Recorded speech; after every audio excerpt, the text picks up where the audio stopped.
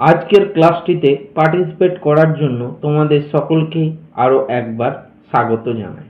আজ আমাদের আলোচনার বিষয় ক্লাস 12-এর থার্ড সেমিস্টারের যে তোমাদের পৌরাণিক ও লৌকিক সংস্কৃত সাহিত্যের ইতিহাস রয়েছে, সেই সংস্কৃত সাহিত্যের ইতিহাসের মধ্যে আজ আমরা কিন্তু কালিদাসের কাল এবং কালিদাসের রচনাবলী নিয়ে আলোচনা করব। আগের ভিডিওতে আমরা কিন্তু ভাসের যে তোমাদের 13টি নাটক ছিল, সেই 13টি নাটকের কিন্তু কাহিনী বা বিষয়বস্তু আমি কিন্তু পার্ট বাই পার্ট 1, 2, 3 ভিডিও আকারে কিন্তু আমি উপস্থাপনা করেছি। যারা এখনো পর্যন্ত সেই ভিডিওগুলি দেখে উঠতে পারেনি তারা সরাসরি আমাদের চ্যানেলে গিয়ে সেই ভিডিওগুলি দেখে নিতে পারো। প্রত্যেকবারের মতো তোমাদের সকলের উদ্দেশ্যে আমার একটি রিকোয়েস্ট, ভিডিওগুলো দেখার পাশাপাশি তোমরা একটি শেয়ার করতে ভুলো না, এবং যারা এই চ্যানেলটিতে তোমরা নতুন আসছো তারা অবশ্যই সাবস্ক্রাইব বাটনটি প্রেস করে চ্যানেলটির পাশে থাকতে ভুলো না, এবং যারা অলরেডি সাবস্ক্রাইব করে রেখেছো তাদেরকে জানাই আরও একবার অসংখ্য ধন্যবাদ। সাবস্ক্রাইব করলে কি হয়, সাবস্ক্রাইব করলে আমি যেমন তোমাদের জন্য ভিডিও বানানোর জন্য আরও বেশি করে কিন্তু উৎসাহিত হই, এবং তোমরাও কিন্তু চ্যানেলের মাধ্যমে আরও ভালো এবং এডুকেশন পারপাস ভিডিও কিন্তু তোমরা বিনামূল্যে পেয়ে থাকো। চলো দেরি না করে আমরা সরাসরি মূল টপিকের দিকে এগিয়ে যাই। তো দেখতে পাচ্ছ লেখা আছে কালিদাস। এবার কালিদাসের একটু আমরা ভূমিকা সম্বন্ধে জেনে নিই। কি বলছে, সংস্কৃত সাহিত্যে ব্যাস বাল্মীকির পরে যে কবি অন্যতম শ্রেষ্ঠ প্রতিভার অধিকারী তিনি হচ্ছেন কালিদাস। মানে ব্যাস বাল্মীকির পরে যে কবি অন্যতম শ্রেষ্ঠ ছিলেন তিনি হচ্ছেন কালিদাস। প্রাচ্য ও পাশ্চাত্য সমালোচকেরা তার কৃতিত্বকে এক বাক্যে স্বীকার করে নিয়েছেন। মানে প্রাচ্য পাশ্চাত্য সমালোচকরা যারা ছিল তারা কিন্তু কালিদাসের কৃতিত্ব নিয়ে কোনো রকম কিন্তু ডাউট রাখেনি, তারা সকলেই কালিদাসকে এক কথায় স্বীকার করেছেন বা মেনে নিয়েছেন। কাব্য ও নাটকের চরিত্র বর্ণনায় তিনি মানুষের অন্তরের অন্তঃস্থলের কথা বলেছেন। কাব্য, কালিদাসের যে কাব্য ছিল এবং নাটক ছিল তার যে চরিত্র বর্ণনায় তিনি মানুষের কিন্তু অন্তরের অন্তঃস্থলের মানে মনের ভিতরের কথা তিনি কিন্তু এক একটি কাব্যের মাধ্যমে কিন্তু ভালোভাবে কিন্তু পরিস্ফুট করেছেন বা আমাদের সামনে মেলে ধরেছেন। আবার যে ভাষায় বলেছেন তা শ্রোতাকে এক অনির্বচনীয় আনন্দের অনুভূতি দিয়েছে, এবং কালিদাসের কাব্য এবং নাটক রচনার ভাষা কিন্তু অত্যন্ত সহজ সরল এবং সাবলীল, যা এক কথায় কিন্তু আমাদের মধ্যে অনির্বচনীয় আনন্দের অনুভূতি প্রকাশ পায়। একই সঙ্গে কবি জীবনের সত্য, শিব ও সুন্দরের আদর্শের কথা বলেছেন। এই জন্য শুধু ভারতবাসী নয়, অন্য দেশের মানুষও তার কাব্য নাটকের স্বাদ গ্রহণ করেছে। এই জন্য খালি ইন্ডিয়ার মধ্যেই নয়, ইন্টারন্যাশনাল মানে অন্য দেশের মানুষও মহাকবি কালিদাসের কাব্য নাটকের কিন্তু স্বাদ গ্রহণ করতে সক্ষম হয়েছে। কবির কাব্য নাটক বিশ্ব সাহিত্যের অঙ্গনে সমাদৃত হয়েছে। মানে কবির কাব্য এবং নাটকগুলি বিশ্ব সাহিত্যের অঙ্গনে সমানভাবে কিন্তু স্থান পেয়েছে বা স্বীকৃতি পেয়েছে। কালিদাসের 3টি নাটক জেনে রাখো: মালবিকাগ্নিমিত্রম, অভিজ্ঞান শকুন্তলম এবং বিক্রমবর্ষীয়ম। এবং কালিদাসের 4টি কাব্যগ্রন্থ, একটা হচ্ছে রঘুবংশম, একটা কুমার সম্ভবম, একটা মেঘদূতম, একটা ঋতু সংহারম। আমি দেখো এইগুলো নিয়ে তোমাদের পার্ট বাই পার্ট ভিডিও তৈরি করব, কারণ একটা ভিডিওর মাধ্যমে কিন্তু এত কাব্যগ্রন্থ, এত নাটক, আবার কালিদাসের যে অভিজ্ঞান শকুন্তলম নাটকটি রয়েছে, তো সেই অভিজ্ঞান শকুন্তলম নাটকে কিন্তু 7টি অঙ্ক রয়েছে, তাই একটি ভিডিওর মাধ্যমে কিন্তু পুরোটা কভার করা কখনোই সম্ভব নয়। পার্ট বাই পার্ট আমি ভিডিও নিয়ে আসবো, তোমরা চ্যানেলের সঙ্গে সকলে সংযুক্ত থাকো, তাহলে কিন্তু তোমরা আপডেটগুলি পেতে থাকবে। নেক্সট দেখো কি বলছি, কালিদাসের কাল মানে কালিদাস কোন সময়ে আবির্ভূত হয়েছিলেন বা কালিদাস কোন সময়ে কিন্তু এই কাব্য নাটকগুলি লিখেছিলেন। কবি কালিদাস কোন সময়ে আবির্ভূত হয়ে তার কাব্য নাটক লিখেছিলেন তা নিয়ে বিতর্কের শেষ নেই বা অন্ত নেই। এখানে সেই বিতর্কের পূর্ণাঙ্গ পরিচয় দেওয়া সম্ভব নয়। বলছি এখানে সেই বিতর্কের পূর্ণাঙ্গ পরিচয় দেওয়া সম্ভব নয়, উচিত নয়। তাই এখানে কালিদাসের কাল নির্ধারণে প্রধান প্রধান গবেষকদের মূল যুক্তিগুলি তুলে ধরা হলো। তাই কালিদাসের কাল নির্ণয়ের ক্ষেত্রে প্রধান প্রধান গবেষকদের যুক্তিগুলোকে কিন্তু এখানে আমরা তুলে ধরেছি। 1 নম্বর, ভারবী যে কালিদাসের পরবর্তী, এ বিষয়ে কোনো সন্দেহ নেই। ভারবী, মহাকবি ভারবী যে কালিদাসের পরবর্তী, এ ব্যাপারে কোনো সন্দেহ নেই। ভারবীর জীবৎকাল হচ্ছে 500 থেকে 550 খ্রিস্টাব্দ। সুতরাং কালিদাস যে এই সময়ের তার পূর্বে আবির্ভূত হয়েছেন সে নিয়ে কোনো বিতর্ক নেই। নেক্সট দেখো কি বলছে, মানে বিভিন্ন গবেষকগণ বিভিন্ন রকম বলেছেন। আমি দেখো 2-4টি এগুলো বলে দিচ্ছি। নান্দারগীকর তার সম্পাদিত রঘুবংশমের ভূমিকায় কালিদাসকে খ্রিস্টপূর্ব 2য় শতকের কবি বলেছেন। তিনি বলেন, মালবিকাগ্নিমিত্রম নাটকটিতে পুষ্যমিত্র শুঙ্গের অর্থাৎ 184 থেকে 149 খ্রিস্টপূর্বাব্দ পুত্র অগ্নিমিত্রের সম্মানে রচিত। তারপর দেখো, নাটকের শেষে ভরতবাক্যের বাচনভঙ্গি তাই প্রমাণ করে। নান্দারগীকর প্রাসঙ্গিকভাবে রঘুবংশের সঙ্গে পতঞ্জলির 150 খ্রিস্টপূর্বাব্দের মহাভাষ্যের বিভিন্ন বচনের তুলনামূলক আলোচনা করেছেন। তার মতে কালিদাস যে ভাষের পূর্ববর্তী তা সম্পূর্ণভাবে নিশ্চিত। তারপর দেখো কি বলছে, উইলিয়াম জোন্স, পণ্ডিত বলদেব উপাধ্যায়, M.R. কালে প্রমুখ গবেষকগণ মনে করেন খ্রিস্টপূর্ব 1ম শতক হলেই কালিদাসের কিন্তু সময়কাল। তো এইভাবে বিভিন্ন গবেষকগণ বিভিন্ন রকম কিন্তু যুক্তি দেখিয়েছেন। তো এগুলো তোমরা একটু জেনে রাখো। এবারে মেন যে তোমাদের এখানে আমি 3টি নাটকের কথা বললাম, মালবিকাগ্নিমিত্রম, বিক্রমবর্ষীয়ম এবং অভিজ্ঞান শকুন্তলম। তো আজকে আমরা অভিজ্ঞান শকুন্তলম নাটক সম্বন্ধে কিন্তু আলোচনা করব। এর বিষয়বস্তু প্রথমে বললাম অঙ্ক অনুযায়ী আছে। তো দেখো আমরা যতটুকু হয় এই ভিডিওর মাধ্যমে আলোচনা করছি। অভিজ্ঞান শকুন্তলম বিষয়বস্তু। অভিজ্ঞান শকুন্তলম কালিদাসের এক অনবদ্য সৃষ্টি। 7 অঙ্কের এই নাটকটিকে ঘিরেই তার নাট্য প্রতিভার যাবতীয় দিক কিন্তু স্ফুরিত হয়েছে। নাট্যকলার বৈচিত্র্য, কাব্যশিল্পের মাধুর্যে, প্রেমের পবিত্রতায় কালিদাস তার নাটকটিকে সমগ্রতায় পূর্ণ করে তুলেছেন। তাই এটি সংস্কৃত প্রবাদ প্রচলিত আছে, কালিদাসস্য সর্বস্বম অভিজ্ঞান শকুন্তলম। এটা তোমরা অনেকেই জেনে থাকবে, মানে কালিদাসের সমস্ত কিছুই যা কিছুই কিন্তু অভিজ্ঞান শকুন্তলম নাটকের মাধ্যমে পরিস্ফুট করা হয়েছে। সেই নাটকের বিষয়বস্তুটি সংক্ষেপে বর্ণনা করা হলো। কিরে অঙ্ক অনুসারে বিষয়বস্তু। তো প্রথম অঙ্কে কি আছে? প্রথম অঙ্ক আছে, হস্তিনাপুরে মহারাজ রাজা দুষ্যন্ত শিকারে বেরিয়েছেন। এক হরিণের পিছু ধাওয়া করতে করতে এক আশ্রমের কাছে এসে পৌঁছালেন। বাণ নিক্ষেপের ঠিক পূর্ব মুহূর্তে একজন তপস্বী রাজাকে আশ্রমের হরিণটিকে বধ করতে অনুরোধ করলেন। বলছে বাণ নিক্ষেপ করার ঠিক পূর্ব মুহূর্তে, মানে আগের মুহূর্তে একজন তপস্বী রাজাকে আশ্রমের হরিণটিকে বধ না করতে অনুরোধ করলেন, মানে বধ যাতে না করেন রাজা হরিণটিকে, কারণ সেটি আশ্রমের হরিণ।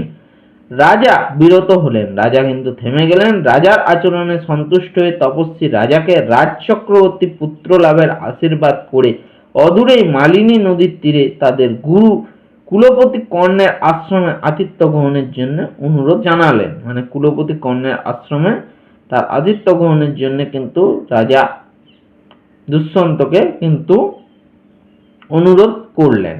অনুরোধ মেনে আশ্রম প্রবেশ করতে রাজা দেখলেন 3 জন আশ্রম বালিকা গাছের গোড়ায় জল সেচন করছেন। রাজা আশ্রমে প্রবেশ করতে দেখলেন 3 জন আশ্রমের বালিকা সেই গাছের গোড়ায় জল দিচ্ছেন। গাছের আড়াল থেকে রাজা তাদের রূপসুধা আস্বাদন করছেন। গাছের আড়াল থেকে রাজা তাদের রূপ সৌন্দর্য আস্বাদন করছেন। এমন সময় এক ভ্রমর শকুন্তলাকে ব্যতিব্যস্ত করে তুলল। এমন সময় একটি ভ্রমর অর্থাৎ মৌমাছি শকুন্তলাকে কিন্তু ব্যতিব্যস্ত করে তুলল। সেই অবসরে পরিত্রাতার ভূমিকায় রাজা তাদের সামনে এসে উপস্থিত হলেন এবং নিজেকে পুরুবংশের রাজপ্রতিনিধি বলে পরিচয় দিলেন। তারপর শকুন্তলা ও সখীদের সঙ্গে রাজার কথাবার্তা চলতে থাকলো এবং শকুন্তলার সঙ্গে ঘনিষ্ঠতা হলো। এমন সময় আশ্রমে এক কোলাহল উঠল। জানা গেল দুষ্যন্তের মৃগয়ায় সঙ্গীরা আশ্রমের কাছে এসে পড়ায় আশ্রমের প্রাণীরা ভয়ে চারিদিক ছোটাছুটি শুরু করেছে। বলছে দুষ্যন্তের মৃগয়ায় সঙ্গীরা আশ্রমের কাছে এসে পড়ায় আশ্রমের প্রাণীরা বলছে ভয়ে চারিদিক ছোটাছুটি করছে। দুষ্যন্ত যেহেতু মৃগয়ায় বেরিয়েছেন, বিশেষত একটি বন্য হাতি অনেক রথ দেখে ভয়ে আশ্রমে ঢুকে পড়েছে। বলছে বিশেষ করে রাজা দুষ্যন্ত যে মৃগয়ে বেরিয়েছেন তার সঙ্গীদের সঙ্গে নিয়ে, তার জন্য একটি বন্য হাতি কিন্তু এসব দেখে, অনেক রথ দেখে ভয়ে আশ্রমের মধ্যে ঢুকে পড়েছে। কর্তব্য সচেতন রাজা তক্ষুনি প্রতিকারে নিবৃত্ত হলেন। কর্তব্য সচেতন রাজা তক্ষুনি সেই ঘটনার প্রতিকারের জন্য প্রবৃত্ত হলেন। এবার রাজা আশ্রম ত্যাগ করলেন বটে, কিন্তু তপনের কাছে শিবির সন্নিবেশ করলেন। তখন কিন্তু রাজা আশ্রম ত্যাগ করে চলে গেলেন, কিন্তু সেই আশ্রমের ধারে শিবির করে কিন্তু তিনি সেখানে থাকলেন। এটা প্রথম অঙ্ক।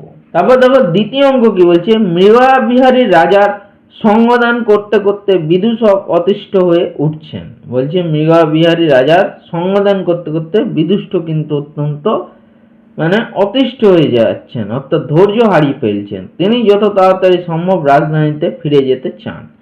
রাজা শকুন্তলা নামে এক তপস্বী কন্যার আকর্ষণে আশ্রম ছেড়ে যেতে চাইছেন না। রাজা শকুন্তলা নামে একজন তপস্বী কন্যার আকর্ষণের ফলে আশ্রম ছেড়ে যেতে চাইছেন না। এটা বুঝে বিদূষক তার এই দুর্ভোগের অবসান কবে হবে তাই ভাবছেন।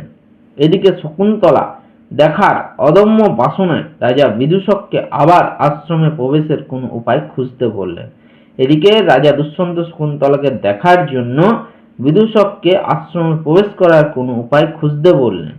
এমন সময় দুজন তাপস রাজাকে আশ্রমে রাক্ষসের উপদ্রবের কথা জানিয়ে তাকে কয়েকদিনের জন্য সেখানে থাকতে অনুরোধ করলেন। এমন সময় দুজন তাপস রাজাকে কিন্তু আশ্রমে রাক্ষস এর খুব উপদ্রব সেই কথা জানিয়ে কিন্তু রাজাকে আশ্রমে কয়েকদিন থেকে যেতে অনুরোধ করলেন। ঠিক সেই সময় রাজধানী থেকে এক দূত এসে জানালেন যে রাজমাতা পুত্র পিণ্ড পালন উপবাসে এরকম ব্রতে রাজাকে কাছে পেতে চান। বলছে রাজমাতা পুত্র পিণ্ড পালন উপবাসে রাজাকে কিন্তু কাছে থাকতে হবে। দুষ্যন্ত তখন বিদূষককে নিজের প্রতিনিধি হিসাবে রাজধানীতে পাঠিয়ে স্বয়ং রাক্ষস বিতাড়নের জন্য আশ্রমে থাকবেন বলে সিদ্ধান্ত নিলেন। তখন কিন্তু রাজা দুষ্যন্ত তার বিদূষক হচ্ছে রাজাকে যিনি হাসির মধ্যে রাখেন, অর্থাৎ এক কথায় রাজার ভার। তো সেই বিদূষককে নিজের প্রতিনিধি হিসাবে রাজধানীতে পাঠিয়ে দিয়ে নিজে কিন্তু রাক্ষস তাড়ানোর জন্য আশ্রমে থাকবেন বলে সিদ্ধান্ত নিলেন। এটা গেল দ্বিতীয় অঙ্ক। এবার তৃতীয় অঙ্ক দেখো কি আছে। তৃতীয় অঙ্ক কি বলছে, রাজার উপস্থিতিতে রাক্ষসদের উপদ্রব বন্ধ হয়েছে। এদিকে শকুন্তলাও রাজার আকর্ষণে বিহ্বল। রাজা ও শকুন্তলার গান্ধর্ব বিবাহের পর রাজা হস্তিনাপুরে চলে গেলেন। এদিকে শকুন্তলাও কিন্তু রাজার প্রতি আকৃষ্ট। তো এবারে রাজা আর শকুন্তলা দুজন গান্ধর্ব বিবাহ কাকে বলছে, বর এবং বধূ দুজনের সম্মতিক্রমে যে বিবাহ হয় তাকেই বলছে গান্ধর্ব বিবাহ।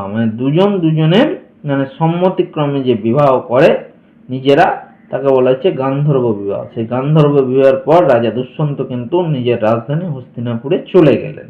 এবারে দেখো চতুর্থ অঙ্ক। অত্যন্ত ক্রোধী মহর্ষি দুর্বাসা আশ্রমে এলেন, কিন্তু পতির চিন্তায় নিমগ্ন শকুন্তলা অতিথির আগমন জানতে পারলেন না। এমন সময় মহর্ষি দুর্বাসা মুনি আশ্রমে এলেন, কিন্তু শকুন্তলা প্রতি দুষ্যন্তের চিন্তায় নিমগ্ন থাকায় সেই অতিথির আগমন বুঝতে পারলেন না। যথোচিত সৎকার লাভে বঞ্চিত দুর্বাসা অভিশাপ দিলেন, শকুন্তলা যাকে এক মনে চিন্তা করছেন স্মরণ করিয়ে দিলেও তিনি তাকে চিনতে পারবেন না।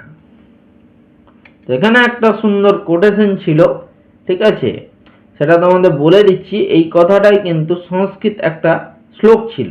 বিচিন্তয়ন্তি ইয়নান্য মনসা তপোধনং বেৎসি ন মামুপস্থিতম স্মরিষ্যতি তাং বোধিতৌপি সং কথাং প্রমত্তঃ প্রথমং কৃতামেব। অর্থাৎ যার কথা চিন্তা করতে করতে শকুন্তলা মহর্ষি দুর্বাসাকে অবমাননা করছেন, তো সেই রাজা দুষ্যন্ত কিন্তু শকুন্তলাকে যদি মনে করিয়ে দেওয়া হয়, রাজা দুষ্যন্ত কিন্তু শকুন্তলাকে চিনতে পারবেন না। তবে দুই সখীর প্রচেষ্টায় কোনো অভিজ্ঞান অলঙ্কার দেখাতে পারলে রাজা আবার শকুন্তলাকে চিনতে পারবেন, এই ব্যবস্থা হয়। কিন্তু কোনো যদি স্মারক অলঙ্কার বা অভিজ্ঞান অলঙ্কার দেখাতে পারেন, তার মাধ্যমে কিন্তু রাজা শকুন্তলাকে পুনরায় চিনতে পারবেন। অভিশাপের বৃত্তান্ত শকুন্তলার অগোচরেই থাকে, মানে শকুন্তলা কিন্তু এই ব্যাপারটা জানতে পারলেন না। শকুন্তলা কিন্তু দুই প্রিয় সখী ব্যাপারটা জেনেছেন। এরপর মহর্ষি কর্ণ আশ্রমে ফিরে এসেছেন। মহর্ষি কর্ণ সোমতীর্থে গেছিলেন, সেখান থেকে কিন্তু মহর্ষি কর্ণ অর্থাৎ শকুন্তলার পিতা, যার নাম হচ্ছে মহর্ষি কর্ণ, কিন্তু নিজের আশ্রমে ফিরে এসেছিলেন। অগ্নিশালায় ছন্দময়ী বাণীর দ্বারা মহর্ষি সব বৃত্তান্ত জেনেছেন। বলছে অগ্নিশালায় ছন্দময়ী বাণীর দ্বারা মহর্ষি কর্ণ কিন্তু সমস্ত বৃত্তান্ত জেনেছেন এবং সানন্দে শকুন্তলার গান্ধর্ব বিবাহ অনুমোদন করেছেন।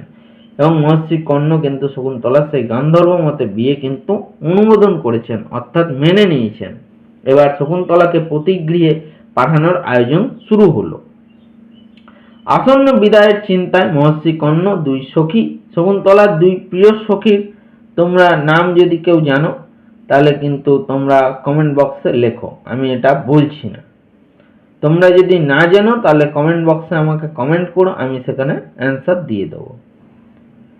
তো চিন্তায় মহর্ষি কর্ণ দুই সখী এমনকি আশ্রমের পশু পাখি পর্যন্ত আকুল। গোটা আশ্রমকে শোকে নিমগ্ন করে সজল নয়নে শকুন্তলা সাঙ্গরব সারদত্ত গৌতমীর সঙ্গে রাজধানীর পথে রওনা হলেন। পঞ্চমঙ্ক রাজকার্য শেষ করে রাজা বিদূষকের সঙ্গে আলাপ করছেন। এমন সময় সংবাদ এলো কর্ণের আশ্রম থেকে ঋষিরা এসছেন। সঙ্গে দুজন নারী, তারা রাজার সঙ্গে দেখা করতে চান। মহর্ষি কর্ণের আশ্রম থেকে ঋষিরা এসছেন, সঙ্গে দুজন নারী রাজার সঙ্গে দেখা করতে চান। অগ্নিগৃহে যথাচিত সৎকারের পর রাজা তাদের আসার কারণ জানতে চাইলেন। ঋষিরা জানালেন রাজা এবং শকুন্তলার গান্ধর্ব বিবাহ মহর্ষি কর্ণ অনুমোদন করেছেন এবং অন্তঃসত্ত্বা সহধর্মিণীকে গ্রহণ করার জন্য তার কাছে পাঠিয়েছেন। অন্তঃসত্ত্বা অর্থাৎ হচ্ছে গর্ভধারিণী, সেই সহধর্মীকে গ্রহণ করার জন্য তার কাছে কিন্তু পাঠিয়েছেন। দুর্বাসার অভিশাপের কারণে রাজার কোনো কথাই মনে পড়ল না। দুর্বাসা, ওই যে ঋষি দুর্বাসা অভিশাপ দিয়েছিলেন শকুন্তলাকে, সেই জন্য কিন্তু রাজা সে সমস্ত গান্ধর্ব বিবাহের কথা পুরোপুরি ভুলে গেছেন। পরস্ত্রী গ্রহণের ভয়ে তিনি শকুন্তলাকে গ্রহণ করতে অস্বীকার করলেন। বলছে পরস্ত্রী গ্রহণের ভয় পেয়ে রাজা দুষ্যন্ত কিন্তু শকুন্তলাকে গ্রহণ করতে অস্বীকার করলেন। এই সময় শকুন্তলা রাজাকে অভিজ্ঞান আংটি দেখাতে গিয়ে দেখলেন সেটা তার আঙুলে নেই। এমন সময় শকুন্তলা রাজাকে, যে সময় রাজা দুষ্যন্ত শকুন্তলাকে গান্ধর্ব বিধিতে বিবাহ করেছেন, সে সময় রাজা দুষ্যন্ত কিন্তু শকুন্তলাকে একটি আংটি পরিয়ে দিয়েছিল আঙুলে। তো সেই আংটিটি দেখাতে গিয়ে দেখলেন সেই আংটিটি কিন্তু শকুন্তলার আঙুলে নেই। এই অবস্থায় রাজা অত্যন্ত রূঢ়ভাবে শকুন্তলাকে প্রত্যাখ্যান করলেন।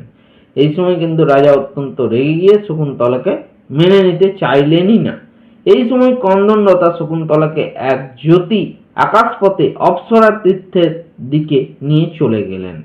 এমন সময় শকুন্তলাকে একটা জ্যোতি আকাশপথে অপ্সরা তীর্থের দিকে নিয়ে গেলেন। পুরোহিতের মুখে রাজা এই আশ্চর্য বৃত্তান্ত শুনলেন এবং শকুন্তলাকে প্রকৃতই তিনি বিবাহ করেছেন কিনা তা ভাবতে ভাবতে বিশ্রাম গৃহে গেলেন। এমন সময় কিন্তু রাজা শকুন্তলার কথাটা ভালোভাবে ভাবলেন এবং সেই ভাবতে ভাবতে তিনি বিশ্রাম গৃহে চলে গেলেন। এবারে ষষ্ঠ অঙ্ক কি আছে দেখো।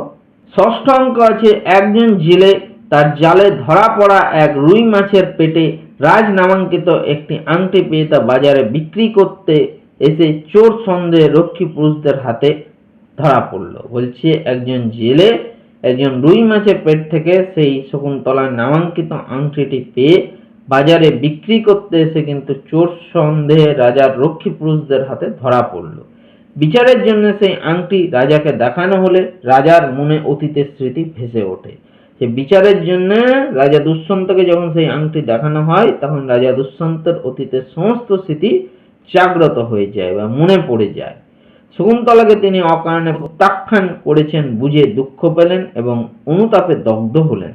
এরপর এক অদৃশ্য ব্যক্তি বিদূষককে আক্রমণ করে বিদূষক সাহায্যের জন্য আত্মস্বরে চিৎকার করতে লাগলেন। এরপর একজন অদৃশ্য ব্যক্তি বিদূষককে আক্রমণ করে এবং বিদূষককে সাহায্যের জন্য আত্মস্বরে অত্যন্ত খুব গভীরভাবে বা জোরে চিৎকার করতে থাকলেন। অবিলম্বে রাজা সেই অদৃশ্য শত্রুর উদ্দেশ্যে বাণ যোজনা করলে ইন্দ্রের সারথি মাতলি সেখানে আত্মপ্রকাশ করলেন এবং দানব বিনাশে ইন্দ্র দুষ্যন্তের সাহায্য প্রার্থনা করছেন একথা জানালেন। বলছে সেই সময় রাজা দুষ্যন্ত কিন্তু অদৃশ্য শত্রুর উদ্দেশ্যে বাণ যোজনা করলে ইন্দ্রের সারথি যিনি ছিলেন তার নাম হচ্ছে মাতুলি সেখানে আত্মপ্রকাশ করলেন এবং দানবকে বিনাশের জন্য ইন্দ্র দুষ্যন্তের সাহায্য প্রার্থনা করছেন একথা জানালেন। ঠিক আছে। রাজা তখন অমাত্য পিশুনের হাতে রাজ্য, অমাত্য অর্থাৎ মন্ত্রী পিশুনের হাতে রাজ্য পরিচালনার ভার দিয়ে মাতুলির সঙ্গে স্বর্গের পথে রওনা হলেন। রাজা তখন তার মন্ত্রী পিশুনের হাতে রাজ্য পরিচালনার দায়িত্ব দিয়ে মাতুলির সঙ্গে স্বর্গের পথে কিন্তু রওনা হলেন।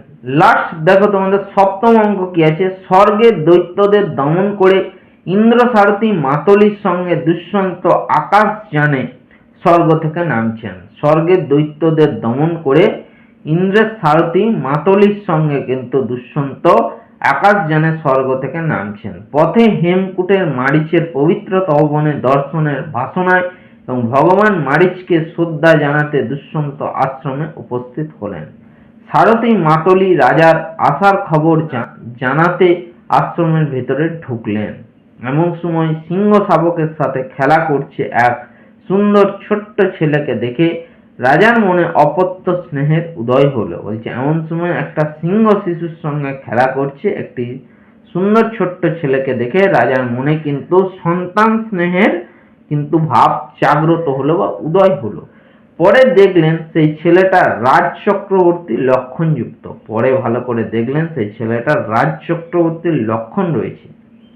তাপসীদের কাছ থেকে জানা গেল পুরু বংশের সেই ছেলেটার জন্ম এবং তার বাবা তার ধর্মপত্নীকে অকারণে পরিত্যাগ করেছেন। তো জানা গেল পুরু বংশের সেই ছেলেটির জন্ম এবং তার বাবা তার ধর্মপত্নীকে অকারণে পরিত্যাগ করেছেন, সেই খবরটা কিন্তু জানতে পারলেন। এবার সিংহের সাথে খেলা করতে করতে বাচ্চাটির মন্ত্রপুত রক্ষা কবচ মাটিতে পড়ে গেলে দুষ্যন্ত যখন সেই কবচ তুললেন তখন তাপসীরা আশ্চর্য হয়ে জানালে যে বাচ্চাটা অথবা বাচ্চাটার বাবা মা ছাড়া অন্য কেউ মাটিতে পড়ে থাকা এই কবচ স্পর্শ করলে কবচটি সাপ হয়ে তাকে কামড়ে দেবে। তো এবার সিংহের সাথে খেলা করতে করতে সেই বাচ্চাটির মন্ত্রপুত একটি রক্ষা কবচ মাটিতে পড়ে গেলে রাজা দুষ্যন্ত যখন সেই কবচটি তুললেন তখন তাপসীরা আশ্চর্য হয়ে জানালেন যে বাচ্চাটি বা বাচ্চাটির মা বাবা ছাড়া, মানে বাচ্চাটি নিজে বাচ্চার নিজের মা বাবা ছাড়া অন্য কেউ যদি মাটি থেকে এই কবচটি স্পর্শ করে তোলে তাহলে কবচটি তৎক্ষণাৎ সাপ হয়ে তাকে কামড়ে দেবে। এই কথা জেনে রাজা নিশ্চিত হলেন যে তিনি এই বাচ্চাটির বাবা। এই কথা জেনে নিশ্চিত হলেন রাজা দুষ্যন্ত যে তিনি সেই ছেলেটির বাবা। এই সময় মলিন বেশে ব্রহ্মচারিণী শকুন্তলা সেখানে উপস্থিত হলেন। এমন সময় মলিন বেশে ব্রতচারিণীর রূপে শকুন্তলা কিন্তু সেখানে উপস্থিত হলেন। রাজা অকারণ প্রত্যাখ্যানের জন্য শকুন্তলার কাছে ক্ষমা চাইলেন আর তারপর ধর্মপত্নী শকুন্তলা ও পুত্র সর্বদমন অর্থাৎ ভরতের সঙ্গে রাজধানীতে প্রত্যাবর্তন করলেন। তারপর অবশেষে ধর্মপত্নী শকুন্তলা এবং তার পুত্র সর্বদমনের সঙ্গে রাজা দুষ্যন্ত আবার হস্তিনাপুরের রাজধানীতে ফিরে গেলেন। নামকরণটা একটু তোমরা ভালোভাবে বুঝবে, নামকরণটা বোঝা কিন্তু তোমাদের দরকার আছে। কালিদাস তার নাটকটির নাম দিয়েছেন অভিজ্ঞান শকুন্তলম। অভিজ্ঞান শব্দের অর্থ হচ্ছে স্মারক বস্তু। এই নাটকটির নামটি এভাবে বিশ্লেষণ করা যায়, অভিজ্ঞান শ্রিতা শকুন্তলা মানে অভিজ্ঞানের দ্বারা স্মরণ করা শকুন্তলা, মানে অভিজ্ঞানের দ্বারা অর্থাৎ সেই স্মারক চিহ্নের দ্বারা বা স্মারক অলঙ্কার বা আংটির দ্বারা স্মরণ করা শকুন্তলা বা নাটকম পদের সাথে অভিন্নভাবে অন্বয় করলে পদটি হয় অভিজ্ঞান আর শকুন্তলম। নামকরণের ব্যাপারে সংস্কৃত আলঙ্কারিকদের দেওয়া বিধিটি হলো নাম কার্যং নাটকস্য গর্বিতার্থ প্রকাশকম, অর্থাৎ নাটকের নাম এমনভাবে করতে হবে যাতে নাটকের অন্তর্নিহিত বা নাটকের ভিতরের অর্থ প্রকাশ পায়। তো নাটকের এই ঘটনাটি তো তোমাদের বললাম। যে চতুর্থ অঙ্কে প্রিয়ঙ্বদার কথায় আমরা জানতে পারি যে মহর্ষি দুর্বাসা শকুন্তলাকে অভিশাপ দিলে অভিশাপ মোচনের উপায় স্বরূপ এই সমস্ত ঘটনাটা তোমাদের বললামই, আর আমি বলছি না বিস্তৃত করে। তো শেষে দেখো যেটা তোমাদের দরকার, কেন নামকরণ সার্থক হলো। সুতরাং অভিজ্ঞান শকুন্তলম নাটকের মূল ঘটনা হলো অভিজ্ঞানের দ্বারাই শকুন্তলাকে মনে পড়া, অর্থাৎ স্মারক অলঙ্কার বা সেই স্মারক বস্তু অর্থাৎ রাজা দুষ্যন্তের দেওয়া আংটিটির মাধ্যমে যেহেতু শকুন্তলাকে আবার রাজা দুষ্যন্তের মনে পড়লো, সেই জন্যই কিন্তু এই নাটকটির নাম অভিজ্ঞান শকুন্তলম সম্পূর্ণ যুক্তিযুক্ত এবং সার্থক হয়েছে। তো এখানেই তোমাদের এই ক্লাসটি সমাপ্ত হলো, এবং নেক্সট পরবর্তী ক্লাসে কিন্তু আমি তোমাদের যে মালবিকাগ্নি মিত্র আরও যে সমস্ত নাট্যকীর্তি রয়েছে সেগুলো আমি আলোচনা করব। তো ভিডিওটি এতক্ষণ ধৈর্য ধরে দেখার জন্য তোমাদের সকলকে আমার তরফ থেকে আরও একবার অসংখ্য ধন্যবাদ জানাই।